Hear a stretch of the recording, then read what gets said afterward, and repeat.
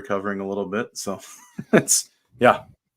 Yeah, no soft landing for this week of work, for sure. You got your hands full. Yeah, you got your hands full. Yes, I've got to make the pilgrimage over to Idaho Falls later this week for the Tiger Grizz Cross Country Invite and our Gem State Game of the Week for football, Bishop Kelly and Rigby, which will be a fun game, I think. So that always condenses my schedule a little bit because, you know, I feel like I'm a pioneer in the 1800s. I got to hitch up the wagon to the horses, and you know, it's a 3 days journey over to East Idaho. Yeah, no rest for the weary, that's for sure. Yeah, in fact, hitch your wagon. That'll be our podcast title. Look at that. Already got it out of the way. Perfect. Okay, well, on today's edition of the North Idaho Prepcast, we're going to bring you Coeur d'Alene good, Coeur d'Alene great, Coeur d'Alene not so great. It's going to be a 3-part act here with the Coeur d'Alene Vikings. We'll touch on some other things as well. So let's start with Coeur d'Alene good. And this is golf, Ryan. I didn't really talk about this when we were just planning out how we were going to discuss the show. So I'm throwing this at you on a curveball. Last week, Moscow hosted the Moscow Invite at the University of Idaho Golf Course, which hosted one of the state tournaments last year for the fall golf season. It's a beautiful course over there in Moscow. The Vandals take very good care of it. But Coeur d'Alene had not only the boys individual medalist, but the girls individual medalist as well. Coeur d'Alene also won the boys and girls team titles. So let's start with the boys. Coeur d'Alene shot a 299 as a team. Moscow a distant second at 324. It was Ben Falk, and I think I'm saying the name right. If I'm not, somebody let me know. Brandon at IdahoSports.com. Ben Falk. Might be Falky. I think it's Falk. He shot a 71 to win medalist honors, and he's only a freshman, Ryan. Yeah, and you know, he does look great. I mean, it could be Folk, who knows? But yeah, it's Falk is more fun though. Yeah, no one almost gets to sit in the dump button and get an FCC fine. But yes. You know, Coeur d'Alene, I mean, that boys team is deep, and the rich got richer, you could say, with this freshman class that came in too. So you're looking at teams around the state in this new fall golf season. I think the second or third year they've done it now. They get to play the courses in pristine condition too. So you get to see these scores just absolutely, you know, drop, which is amazing. I mean, like to shoot 25 strokes over your next closest opponent in a really quality program in Moscow really says something for that Viking team. Yeah. And then on the girls' side, it was a close race between Coeur d'Alene and Sandpoint. We've already talked a lot about Sandpoint's girls' golf team this year and the potential we think they have down the road at the State 5A meet. Coeur d'Alene shoots a 318 on the girls' side. Sandpoint finishes 9 strokes back as a team at 329. And another freshman from Coeur d'Alene wins individual medalist honors. Ella Wilson, she shoots a 72. She beat out Taylor Meyer from Sandpoint. Sandpoint's number 1 golfer by 3 strokes. Taylor Meyer shot a 75, and then Alexa Twinstra shot an 80 for Sandpoint to finish 3rd. So that was a very close competition, but another freshman doing great things for Coeur d'Alene, this time on the girls' side. Yeah, and on a course that you talk about that's, you know, I mean, it's got some difficulty to it, especially that back 9. You get some nice tight confines there. So to shoot that score of 72, I mean, that's something that, you know, old fogies like us could only dream of hitting on a daily basis. But, you know, what these kids are able to do is nothing short of remarkable. And, you know, to see them coming out of freshmen and they're only going to keep improving is just an absolute scary fact for, you know, this rest of the state. I mean, Coeur d'Alene's in great hands in golf right now, and I look at them as they're going to only progress as the season goes on. And if these scores continue to drop, I mean, you got a couple of contenders plus Sandpoint, you know, right there too in the mix. Contenders at 6A and 5A respectively. Definitely. You know, I've got my golf clubs ready to go. I've moved 3 times to 3 different cities and have not used them once in any of the new 3, including up here in Coeur d'Alene in North Idaho. That's got to change. So yeah, my wife gets free rounds at Highlands, so I mean, we might be able to make that happen. So how am I just now learning this? This is I didn't know that you played golf. So yeah. I mean, I don't play well, but I definitely play. Yeah. Okay. Well, there you go. That's Coeur d'Alene good. Golf teams sweep the Moscow Invite. Coeur d'Alene great. How do you top that? Well, how about the performance the cross country team had at the Timberlake Invite at Farragut State Park in Athol. Set a new course record. Max Servey Skinner, the senior, took first place. New course record of 15 minutes, 12.68 seconds. Not only that, Coeur d'Alene wins the team title by scoring 41 points, which in cross country, the lower score is better. So the lower your score is, the better you're doing. Zach Servey Skinner took second. Wyatt Carr took fourth. And Gabe Hewley took 14th for Coeur d'Alene to round out their top finishers. They were the subject of this week's piece on IdahoSports.com from Marlo Herford, our outstanding cross-country writer. Breaking the Tape is her weekly cross-country article and feature, and Coeur d'Alene was the headline story. A great performance at Farragut.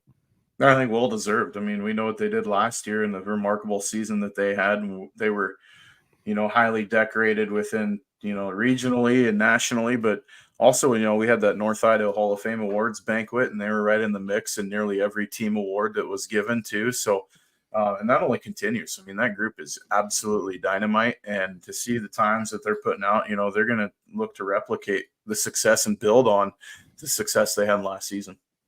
Yeah, and this was no slouch of competition. I mean, Coeur d'Alene aced out Mount, Spokane, and Lewis and Clark, both from Washington, to win that team title on the boys' side. On the girls' side, we actually had some like Southern Idaho teams come up. Capital came up from Boise and won the girls' competition with 70 points. Gonzaga Prep took second. Coeur d'Alene finished third in the team race on the girls' side. The highest finisher individually was Coeur d'Alene's Dakota Keyworth. She took third overall. That's kind of cool, though, that we're getting teams from Boise coming up. Meridian came up to compete in this. You're getting the teams from, obviously, Washington. Montana sent some teams over. You had McCall Donnelly come up. I think that speaks well for the beauty of Farragut State Park. Yeah, and I think it speaks well to the growth of this event. I mean, it started relatively small years ago, and it's grown into one of the premier events within the fall season. So, they're bringing in some marquee programs, and they're only going to continue to build on that in an awesome venue. I mean, Farragut, like you said, beautiful, but also the course is great. I know the kids really like it. It's got, it's built for speed, but it's also built to kind of challenge you with terrain type and everything else as well. So, yeah, it's a great event. And I think it's only going to continue to grow to get bigger and bigger each year. Definitely. Okay, so that was Coeur d'Alene great. So we had Coeur d'Alene good, the golf team sweeping the team titles of the Moscow Invite. Coeur d'Alene great, cross country, setting a new course record, Max Servey Skinner.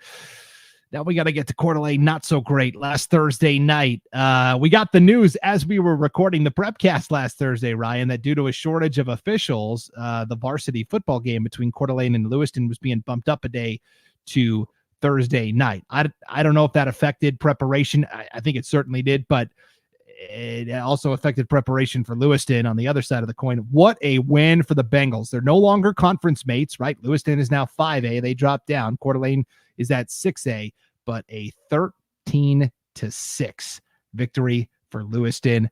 It sent shockwaves through the entire state last Thursday night. Yeah, and I mean, we haven't seen rankings come out yet necessarily to what things are going to adjust to, and like rankings really even matter at this point in the season. Not really. But for the Bengals, I mean, you talk about a shot in the arm for their playoff chances to get a win over a marquee team like Coeur d'Alene that was number one at 6A in the state. The Bengals, took care of business in an ugly game. I mean, they won ugly, but they won. So ultimately, that's your result. But, I mean, that game was turnover ridden. There was penalties galore. There was not a lot of rhythm to that game.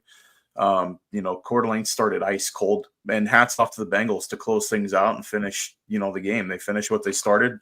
It was really, really tight at half, and Lewiston ultimately got the deciding score. And I mean, to win a tight game like that, I mean, it doesn't matter what it looks like on the scoreboard. You go home with a W, you're happy. So, there's a lot to build on in that game, and there's going to be some guys, that feel the sting a little bit from Coeur d'Alene. I mean, how's Caden Simmons going to respond after the interceptions that were thrown in that ball game and the missed opportunities with muffed punts and these other things they're going to work on this week?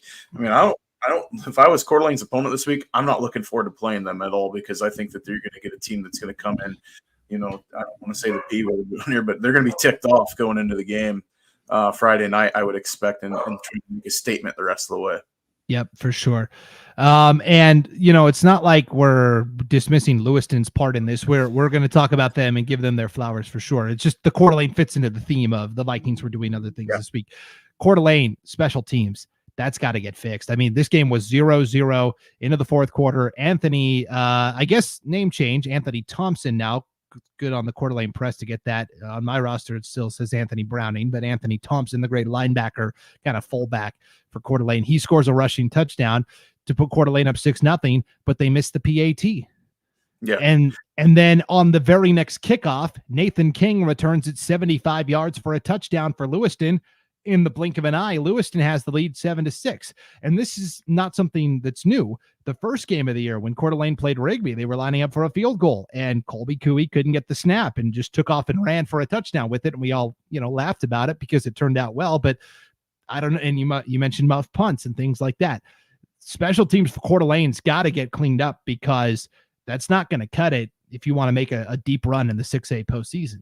Yeah, I mean, you look at it like special teams and how well it plays into the game.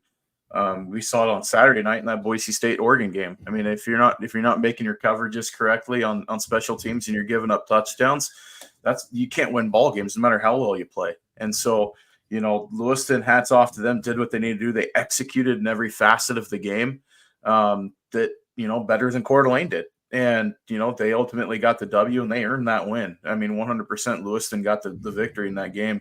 You could complain about officiating, you can complain about turnovers and everything else, but, you only get to play once a season. You don't get to play 10 times, because 9 times out of 10, you might take the Vikings in that one. But at the same time, like, you got your one shot, take care of business, and Lewiston did. And I think this is going to go shot in the arm. I mean, you look at their first game against Post Falls. There were some bright spots at times. Post Falls looked really good in that game too, though. And we saw that again Friday night, what they did to Sandpoint. But this Lewiston team, I think, is not a slouch. This IEL 5A is absolutely wide open. Lewiston gets on a bit of a roll here. They could find themselves, in a dogfight with with Sandpoint and Lakeland for that league championship in that automatic berth. Yeah, I feel pretty good in saying that all 3 teams from the 5A IEL will qualify for the 5A postseason. Absolutely. I just don't know. I don't know what order it's in. Yeah. It's important because the league champion gets a top 8 seed. The top 8 seeds are all built in to either conference champions or auto bids that are awarded to various districts. And then the at-large teams are seeded 9 through 16, which means basically only the league champ gets a home game for the playoffs.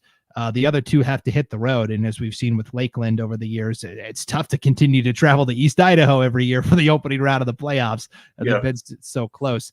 So yes, this was a huge win for Lewiston.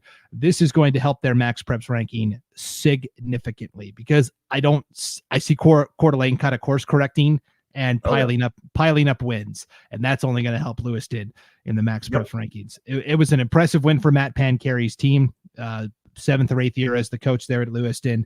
And yeah, I'll admit they weren't really front of mind when I was thinking of the 5A IEL. I was kind of thinking Sandpoint 1, Lakeland 2, and sure, Lewiston, whatever. But I'm with you. This thing is wide open for sure. Yeah, I mean, if things play out like how it looked Friday and Thursday, we could be looking at the inverse of that order. I mean, or you could look at Lakeland on top of the heap. Lakeland looked amazing on Friday night. So, this league is, stacked. These 3 teams, you're going to get probably a top 4 seed, and then you're going to get 9 and 10 out of the other 2 that are left. I think they're going to be the top of the heap of the at-large bids going in. I think Lakeland, Lewiston, or Sandpoint, Lewiston, whatever it ends up being, those teams are going to be the first 2 off the board seeded coming out of the at-large side. Yeah, because the other conferences statewide for 5A football are a little weaker this year. Bishop Kelly is clearly the best team in District 3, but beyond that, it's a lot of maybe average teams. East Idaho, Pocatello lost so much to graduation. They'll probably win their conference again, but you have Skyline up there in District 6, but Hillcrest has already taken it on the nose a couple times. And the Magic Valley, I think, maybe has the best chance to rival the IEL in terms of teams at the top with Twin Falls and Minico. Certainly, that's a really good top 2. But So I mean, and I don't think if you're going on the road as a 9 or a 10 seed, I don't think you're scared of either opponent you're going to draw. I mean, if you're getting a 2 or 3 team out of District 3, you're getting the number 2 or number 3 team out of, District 5, 6 or District 4. Those are all winnable ball games. I mean, you really look at this IEL, it could be one of the more competitive playoff runs, I think, out of this conference that we've seen in years' memory. Yeah, for sure. Okay, well, let's touch on it then. Sandpoint played Post Falls. Post Falls picks up a pretty impressive 38-13 homecoming win. I was at church last night, my men's group, and my pastor said, I couldn't believe Post Falls already had their homecoming. He's like, didn't the season just start? I was like, yeah, they wanted to have it early and treat their fans to a good time. And they certainly did. 38-13, the final for Post Falls. Sandpoint, I'm not very concerned. I think Post Falls is better than everybody thought coming into the season. I think that's the headline from this game. Yeah, and I mean, Post Falls, we talked about it, setting it up for Gem State game day, the battle of the quarterbacks. Who's going to win the quarterback battle? Post Falls won it overwhelmingly. I mean, McEwen looked great Friday night, played mistake-free football, played really, really tough. Jimerson, you talk about somebody coming out of the woodwork at receiver.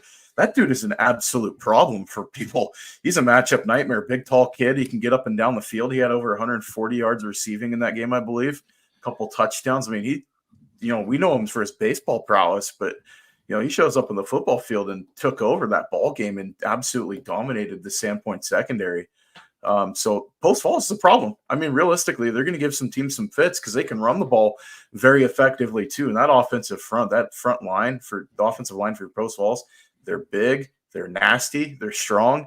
I mean, this is, we talked a lot about the vaunted front 7 for Sandpoint. They were relatively ineffective on Friday night. Yeah, and I think Post Falls' offensive and defensive lines are pretty impressive here in the early going. Yeah, your guy Jimerson, 3 catches, 118 yards, 2 touchdowns. Yeah, he's like, sorry, not one play, but yeah, still a great night. He's like Chris Carter back in the day for the Minnesota Vikings. All he does is catch touchdowns. That's get the tutties, yeah. That's Jimerson. Stretches the field. He's a deep threat, that's for dang sure. And they ran the ball extremely effective too. Yeah, they only threw the ball 13 times. Isaac McEwen was 7 of 13 for 159 yards, 3 touchdowns, no picks. Sandpoint conversely threw it more than they wanted to. Drew Lehman only 8 of 27. I think most times Sandpoint probably wants a 2-to-1 run to pass.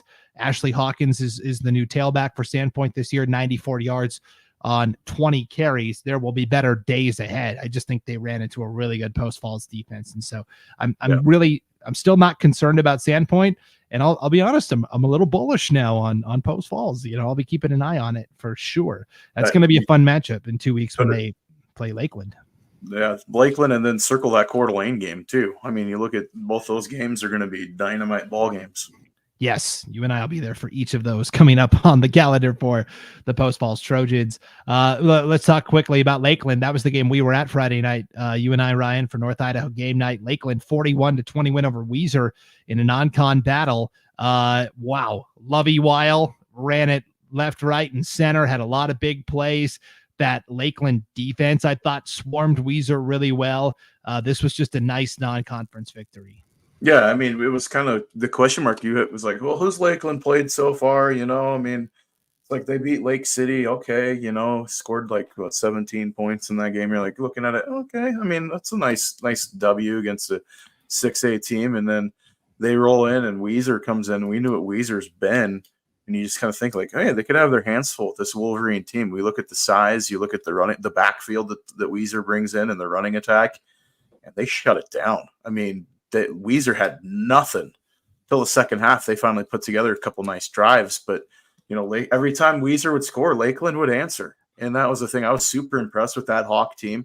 They absolutely fly to the football. Their defense is solid. The secondary, I think, is the biggest improvement I've seen in that lineup.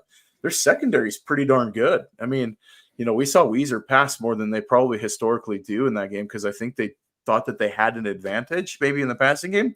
That wasn't even the case at all. Lakeland's defense was swarming. They were all over the field. They played sideline to sideline. And then you look at guys, Jace Taylor was an absolute problem in that game too. He had himself a whale of a ball. We talked about Lovey Weil, but Jace Taylor was an absolute animal in that game too, in the receiving game. Yeah, and then on defense, I felt like we were calling Cash Lund's name a lot from the linebacker spot. He was very active.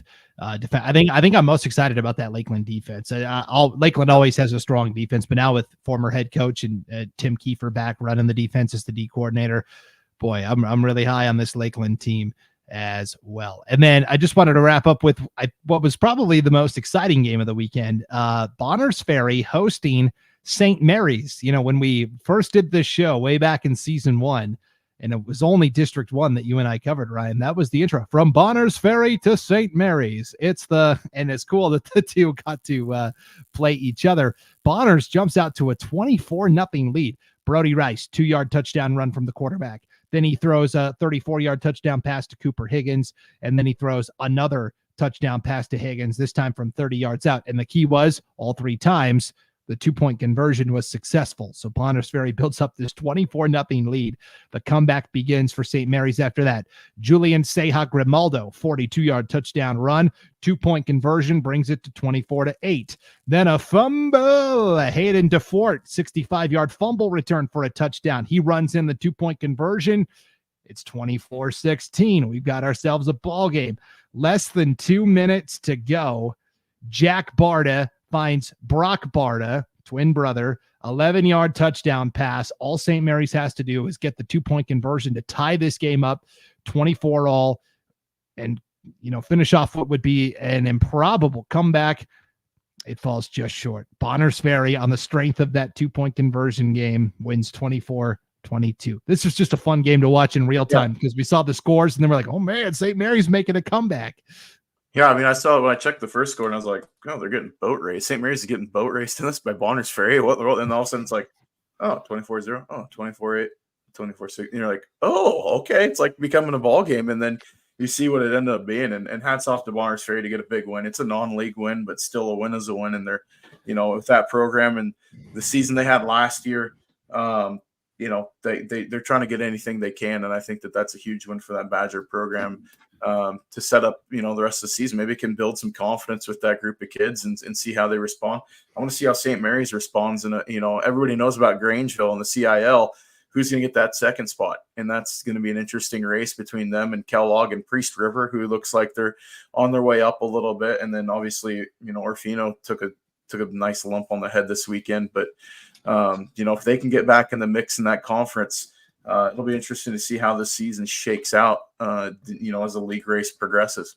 Yeah. Speaking of Orofino, we'll end on this note, Ryan. Our North Idaho game night this week features the Orofino Maniacs. They are making the long, windy drive to Salmon to play the Savages. How about that non-con game? Orofino at Salmon. Hey, we knew there wasn't a lot of people that are probably going to make it to Salmon for this game. So we're going to broadcast it for you Friday night. Paul Kingsbury, the man himself, will be in Salmon, I believe, for the first time in IdahoSports.com's history. We've never been to Salmon before. This will be a fun game. It's a gorgeous little town. If you've never been there, it is a cool town. And I've got a good friend that works at Salmon High School, and I know that they're excited to have us showing up for that game and a cool deal. So that'll be a ton of fun. Yeah, so Maniacs fans, you can tune in Friday night and watch Orofino take on Salmon, 7 o'clock Mountain Time, 6 o'clock Pacific Time on IdahoSports.com. Yeah, I've been to Salmon several times. We play where I grew up in Montana is only like an hour from Salmon, so we played them in junior high sports. We played them in high school sports. So, yes, very familiar. That'll be a lot of fun. Okay, well, wherever you're headed this weekend, have fun. Get there safely. We want you all back here next week for another edition of the North Idaho Prepcast. Thanks for tuning in, everybody. For Ryan Scaggs, I'm Brandon Baney, and we'll see you next time on IdahoSports.com.